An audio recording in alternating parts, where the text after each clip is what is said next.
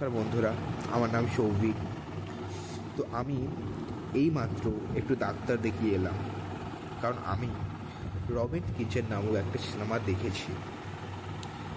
যেই সিনেমার অ্যাক্টর আমাদের বাংলায় কেন, ওয়ার্ল্ডেরও কেন, আমাদের যে মহাকাশ রয়েছে যেখানে এলিয়েনরা থাকে, তার বেস্ট অ্যাক্টর আমাদের বনিতা।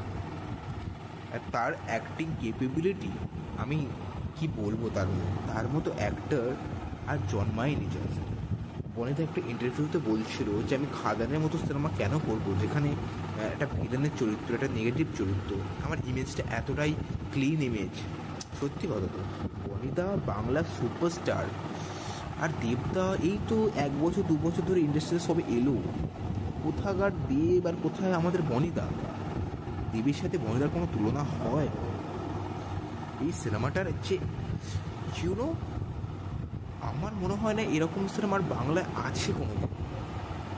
আপনারা জানেন আমি ডাক্তারখানায় গিয়ে ডাক্তারকে কী বলেছি, যে আমি একটা সিনেমা দেখে ফেলেছি যেটার নাম হলো রবিনস কিচেন, যেটা দেখার পর আমি ক্রমায় চলে গিয়েছি। আমি এই দিক সেই দিক যেখানেই যাচ্ছি সেখানেই দেখছি বনিতা দাঁড়িয়ে রয়েছে। আমি আকাশের দিকে তাকাচ্ছি, দেখেছি আকাশে বনিতা স্মাইল দিচ্ছে।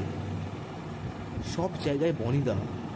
আর আমার দেখে এখন ভয় করছে, ওই যে মুখটা বিশাল বিশাল একটা ক্রিপি স্মাইল দিচ্ছে। ডাক্তারবাবু এটাই বললো, এটাই বললো। ওটা খুবই খারাপ ওয়ার্ড, তাই আমি আপনাকে একটু মিউট করে বললাম। তো এই সিনেমাটা যারা একটু মেন্টাল পেশেন্ট, যারা একটু ডিস্টার্বিং জিনিস দেখতে পছন্দ করে, ক্রিপি, একটু ভয়ানক কিছু দেখতে পছন্দ করে, যাদের একটু বুঝতে পারছেন একটু অ্যাবনর্মাল টাইপের রয়েছে, তাদের সিনেমাটা দারুণ লাগবে। এবং এটা একটা 18+ সিনেমা অবশ্যই, এবং খুবই সুন্দর একটা সিনেমা। অবশ্যই দেখবেন, আপনারা সব পরিবারের সাথে সিনেমাটা দেখবেন। এবং এটা একটা ফ্যামিলি সিনেমা, খুব ভালো একটা সিনেমা। আমার মনে হয় না যে বাংলায় দাঁড়িয়ে এরকম সিনেমার এক্সিস্ট করে। বিশেষ করে এখানে প্রিয়াঙ্কা সরকার বলে যে একজন অ্যাক্ট্রেস রয়েছে, চিরদিন তুমি যে আমার খ্যাত, তার অ্যাক্টিং দেখার পর এটাই বুঝতে পারি আমরা। এর থেকে আমাদের রানু মণ্ডল অনেক সুন্দর ব্লগারদের সাথে অ্যাক্টিং করতে পারে, খুব সুন্দর অ্যাক্টিং করতে পারে। তো এই সিনেমার direction, editing, cinematography, colour grading মানে দারুণ। আমি সিনেমাটা দেখার সময় একটা কথাই ভাবছিলাম, যে আমি অডিয়েন্সটা আমার অ্যাকচুয়ালি কীরকম টাইপের অডিয়েন্স, আমি এরকম সিনেমা দেখার কি অডিয়েন্স আদৌ?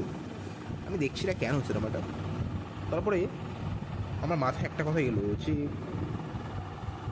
আমি কোনো অডিয়েন্সই নই, আমি কেউ নই, আমি কিছুই নই। আমার মাথা খারাপ হয়ে গিয়েছে, আমি বুঝতে পারছি না কী করবো। আমার মাথায় শুধু একটা জিনিসই ঘুরছিল, যে ভাই সিনেমাটা আমি দেখছি কেন? আমার জন্মটাই কি বৃথা হয়ে গেল? বেঁচে আছি কেন? কী জন্য বেঁচে আছি? বুঝতে পারছি না কিছু, শুধু মাথায় এটাই ঘুরছে। রবিনস কিচেন একটা মাস্টারপিস সিনেমা, একটা মাস্ট ওয়াচ সিনেমা, এবং যারা হার্ট দুর্বল তাদের অবশ্যই সিনেমাটা দেখা উচিত হবে না, কারণ খুবই একটা ডিস্টার্বিং অবশ্যই কিছু রয়েছে সিনেমার মধ্যে, বমিও পেয়ে যেতে পারে। এবং আশা করি সিনেমাটা আপনাদের সবার ভালো লাগবে।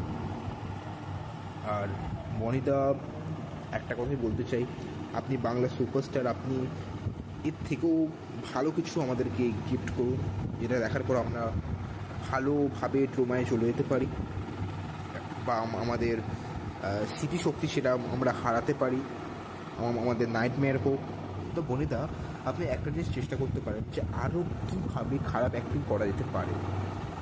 আপনি এত ভালো অ্যাক্টিং কেন করছেন? এর থেকেও খারাপ অ্যাক্টিং আপনাকে করতে হবে ভবিষ্যতে, করুন, চেষ্টা করুন। এই সিনেমাটা হ্যাটস অফ, ডিরেক্টরকে হ্যাটস অফ। সিনেমাটা দেখার পর সিরিয়াসলি বলছে আমার আরও একবার ডাক্তারখানায় যেতে হবে। কী বকছি আমি জানিও না।